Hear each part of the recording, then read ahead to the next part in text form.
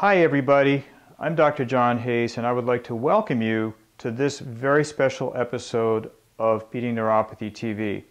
What I'd like to do today is just talk to you a little bit about peripheral neuropathy, what it is, who gets it, and what an enormous problem it actually is.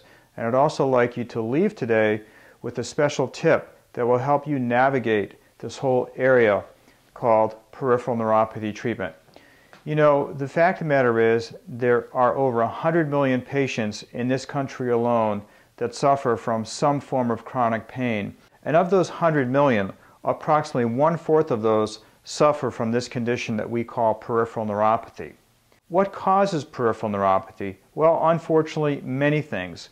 The most common things in our society are things like diabetes and prediabetes, or what's called metabolic syndrome. Another very common cause is chemotherapy. And yet we also have patients who suffer from things like shingles, failed back surgeries, degenerative disc disease, and so on. So virtually all of these conditions are in the category of peripheral neuropathy. You probably know, because you're watching this video or love somebody very much who has peripheral neuropathy, that it can be very, very frustrating to treat. The fact of the matter is that very often patients are on a search to find a single answer for the cause of their peripheral neuropathy and chronic pain. Well, the reality is, for most of us, there are many contributing factors. And the more of these things you can address, the better job you're going to do and the better chance you're going to have at beating your peripheral neuropathy. Regardless of what the underlying cause of your peripheral neuropathy may be, there are now many things that we can do to help. More importantly, though, there are things that you can do to help at home. Because this can be such a difficult area to navigate and to learn, one of the things that I tell my patients in the clinic all the time that can make a big difference for you too is to start to keep a journal. Start to keep a basic record about what you've learned, not only about yourself, but also what you may have been told could be causing your peripheral neuropathy.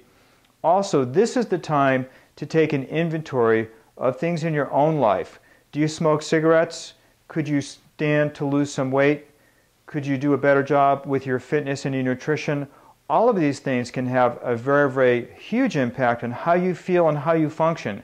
It can go a long way towards helping your doctors and therapists treat you more efficiently and more effectively.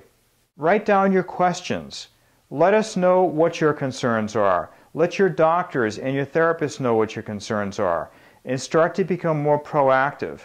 You know, one of the things that we see gets patients in trouble a whole lot is not taking action steps while they're in search of an answer and in search of a diagnosis. And I know this can be very frustrating for you as a patient, but what I'm here to tell you is the earlier you can take charge and take control of things that you can change, things like health habits, things like your diet, and so on, can really go a long way towards helping you manage and beat this condition called peripheral neuropathy.